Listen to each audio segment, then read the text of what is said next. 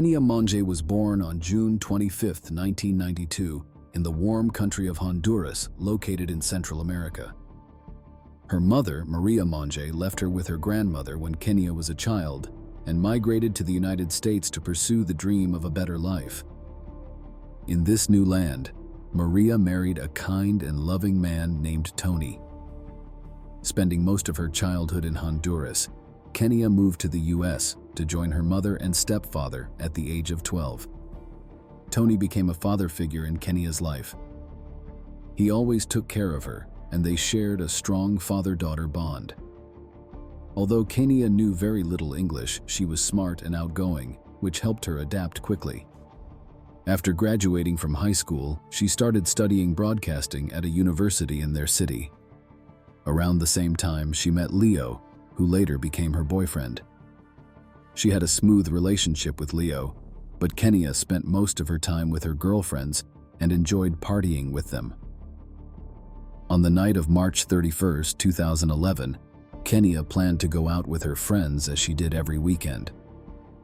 After a few hours of drinking and dancing, she quickly felt the effects of the alcohol.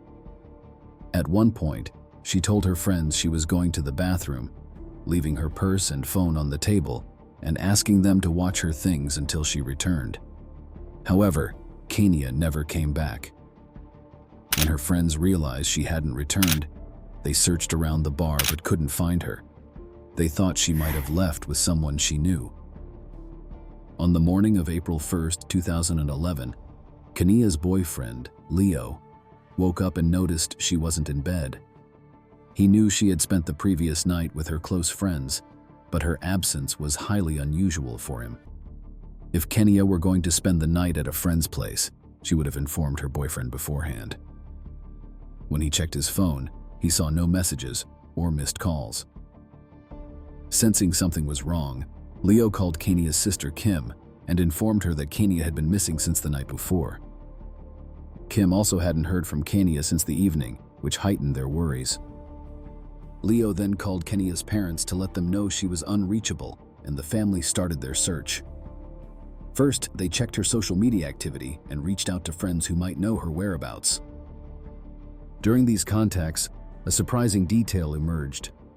It turned out that Kenia wasn't with her usual group of friends that night. She had been partying with new acquaintances.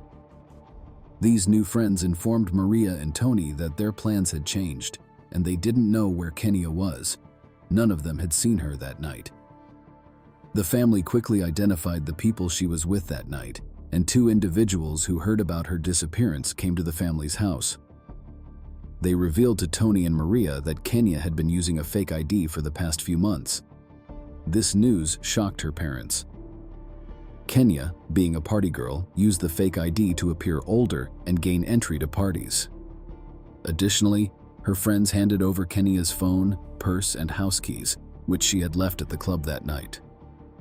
Tony and Maria spent hours going through her messages, hoping to find a clue about her whereabouts. Sadly, there was no helpful information until Tony found a text message on her phone that had arrived after she went missing. It was from Travis, the guy who gave her a ride the previous night in a creepy white van, asking if she made it home. Tony immediately called the number but received no answer, and he decided it was time to involve the police. The family went to the nearest police station to file a missing person report for their daughter.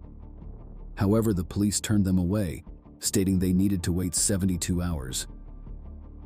The police had suggested that Kenia might have been drunk or hungover somewhere and would likely show up soon.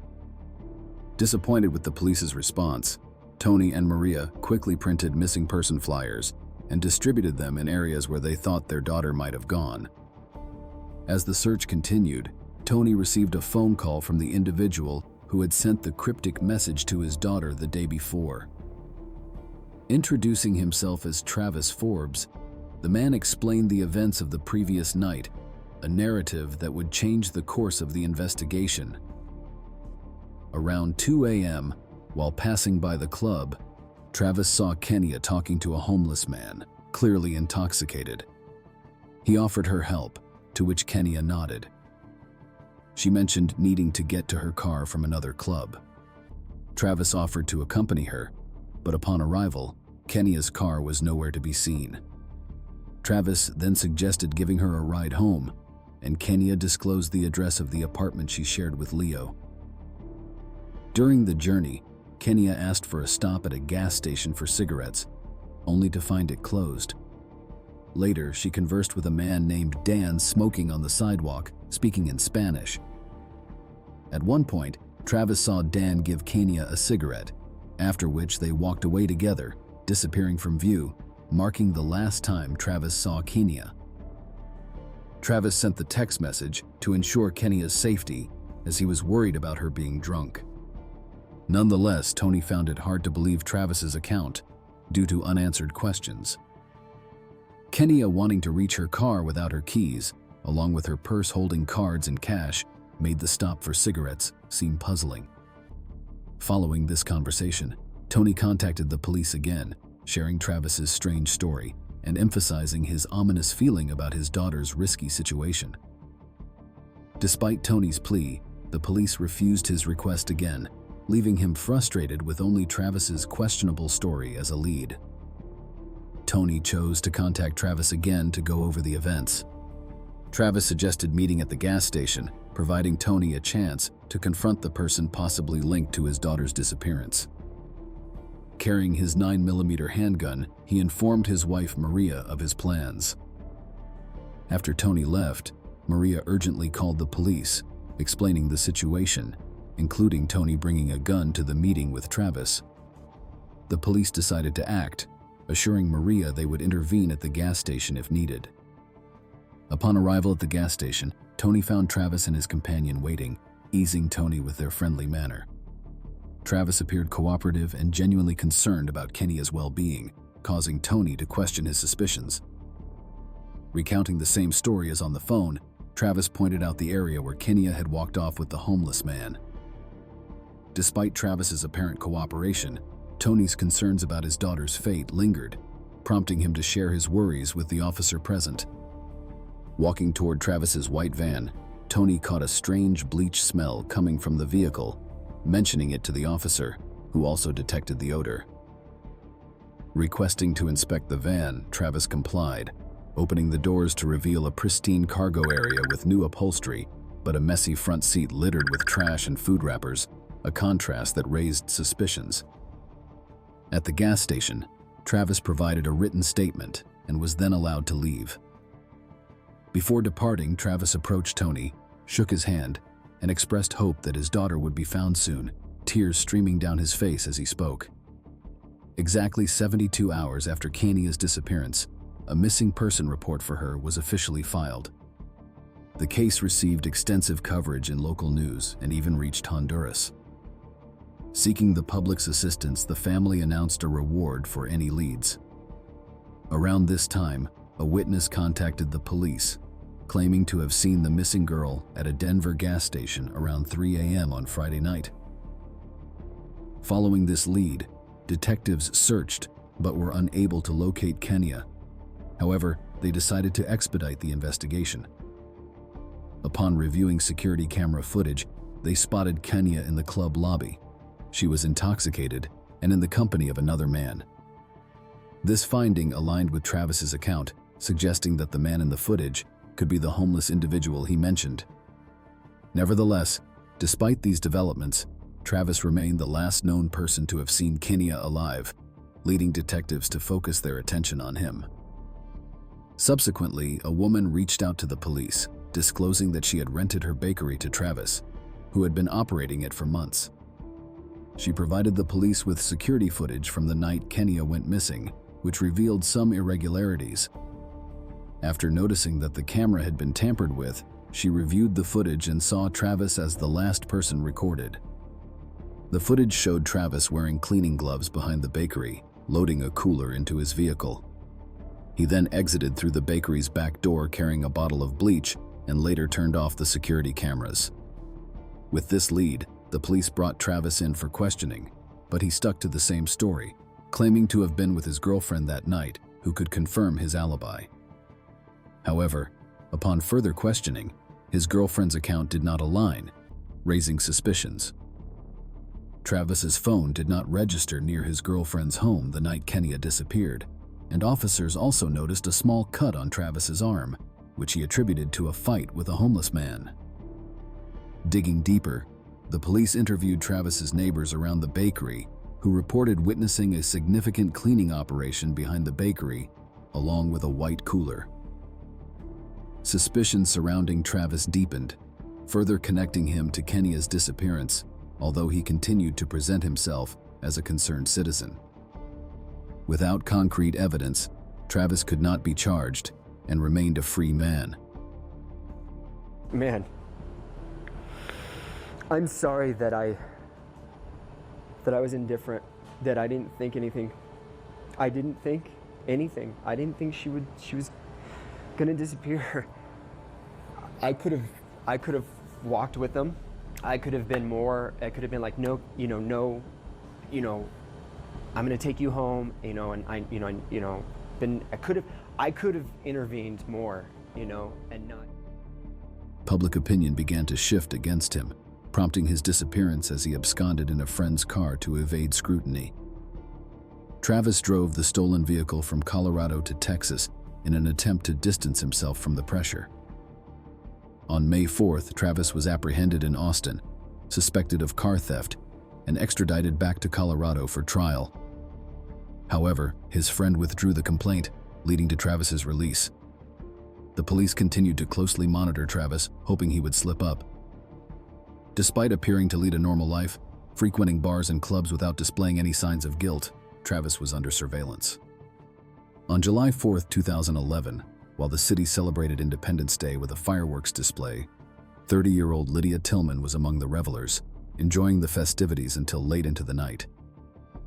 As she walked home alone, she noticed a man staring at her uncomfortably, unaware that she was being followed. Just as she reached her front door, the man attacked, repeatedly punching her in the head. One blow broke Lydia's jaw, causing severe head trauma as she fought back as best she could. She fought for her life, kicking and scratching her attacker. However, after a few minutes, she lost consciousness. The man's main intent was sexual assault, but before fleeing, he had one final act: pouring bleach over Lydia's battered body and setting the apartment on fire. Shortly after, firefighters arrived and began searching for a way into the apartment. What they witnessed left them in shock. A woman, naked and burned, emerged at a second-story window and then leaped out seconds later.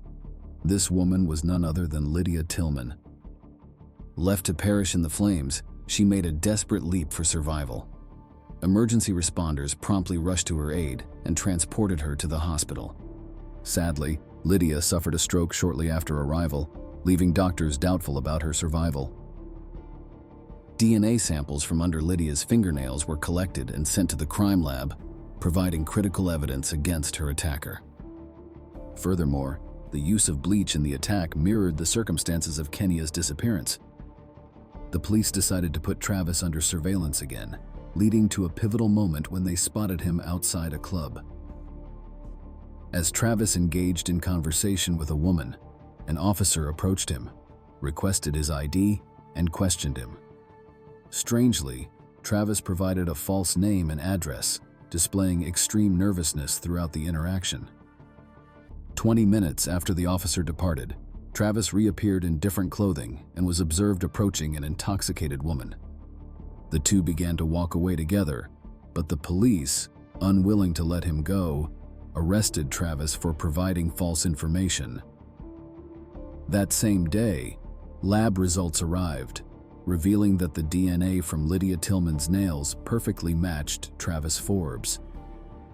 Travis Forbes, who was 31 years old, was apprehended for attempted murder, sexual assault on Lydia Tillman, and arson.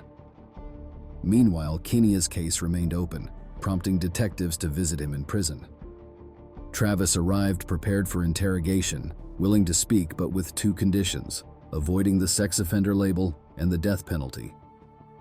Reluctantly, prosecutors agreed, leading to a confession 5 months after Kenia's disappearance. Travis admitted to encountering Kenia outside a club, offering to assist her. he and a friend tried to secure a cab for her to her boyfriend's apartment, but failing to do so, they offered to drive her home. Travis dropped off his friend first and proceeded towards Kenia's apartment. In an unfortunate turn of events, Travis attempted to sexually assault Kenia, resulting in a struggle that led to him overpowering and strangling her to death in the van's front seat. He then disposed of her body in a cooler in his van, storing it in his workplace freezer, before burying her in a remote location and discarding the remains. Guided by Travis's information, detectives located Kenia's remains on September 7th, leaving some in tears. Travis, showing no remorse, taunted the detectives, asking if they were pleased with finding her. The autopsy could not pinpoint Kenia Monge's exact cause of death due to the advanced decomposition of her body. As further details about Travis's past emerged, a pattern of theft, harassment, and assault was revealed. Despite his confession, Travis had to stand trial and ultimately pleaded guilty to the charges without contest. Travis Forbes, age 31, was convicted of the first-degree murder of Kenia Monge and the attempted murder of Lydia Tillman. He received a life sentence without the possibility of parole, along with an additional 48 years for attempted murder. In contrast, Lydia, the resilient hero of this tragic narrative, endured months of rehabilitation and multiple surgeries post-attack. With unwavering support from her family, she had to relearn how to speak, walk, and drive, earning widespread public acclaim as a hero. Kenia's stepfather, Tony, addressed the press after the funeral, imploring the police to heed the sobering lessons from this harrowing case. Before we conclude this video, please be aware that the video on the left may be disturbing. It is recommended for adult viewing only. On the right, you'll find a playlist of videos that have been highly appreciated by our viewers.